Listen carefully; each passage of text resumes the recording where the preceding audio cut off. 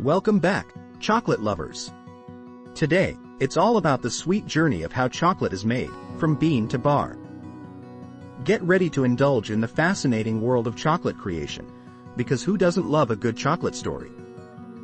It all starts with the cacao tree, which thrives in hot, humid climates near the equator. These trees produce pods that contain 30 to 50 seeds, known as cacao beans. Picture lush forests filled with trees that are basically nature's candy factories. Once the pods are ripe, it's time for harvesting. Farmers cut the pods from the trees and open them to extract the beans. But don't bite into those beans just yet. The beans are cleaned and placed in heaps or boxes to ferment.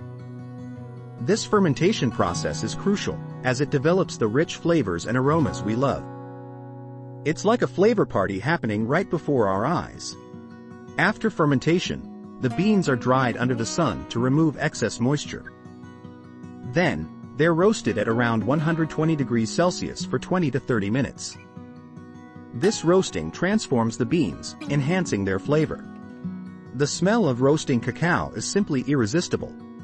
Next is winnowing, where the shells are separated from the nibs. The nibs are ground into a fine paste called chocolate liquor.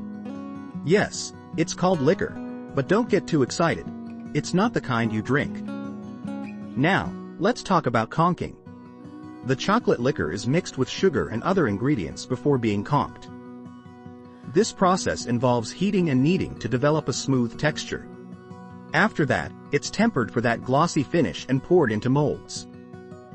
Finally, the chocolate is cooled and set, ready to be unwrapped and enjoyed.